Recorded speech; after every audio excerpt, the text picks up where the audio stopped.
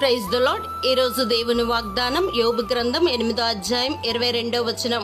ఆయన నీకు నోటి నిండా నవ్వు కలుగజేయును. ప్రియ దైవ జనమా, ఒకడు నవ్వుచుండినను హృదయమున దుఃఖముండవచ్చును. నీ కుటుంబంలో, నీ ఉద్యోగంలో నీకు ఉన్న సమస్యలను బట్టి హృదయంలో దుఃఖపడుతూ పైకి అందరికీ కనబడేలా సంతోషముగా ఉన్నట్లు నవ్వుతూ ఒంటరిగా ఉన్నప్పుడు ఏడ్చుచూ ఉండవచ్చు. ఇప్పుడు ఏడ్చుచున్న మీరు ధన్యులు, మీరు నవ్వుదురు. ఇప్పటి వరకు నీ జీవితం దుఃఖముతో, బాధతో, కన్నీళ్లతో గడిచిందేమో. నీ దేవుడు నీ కంటి నిండా ఉన్న కన్నీటిని సంతోషముగా మార్చి నీ నోటి నిండా నవ్వు ఉంచబోతున్నారు. మనుషుల పైరూపాన్ని చూస్తే నీ దేవుడు మాత్రం నీ హృదయములోని వేదనను చూచే దేవుడు. కాబట్టి ఆయన నీకు నోటి నిండా నవ్వు కలుగజేయును. దేవుడు మిమ్మును దీవించునుగాక. ఆమేన్.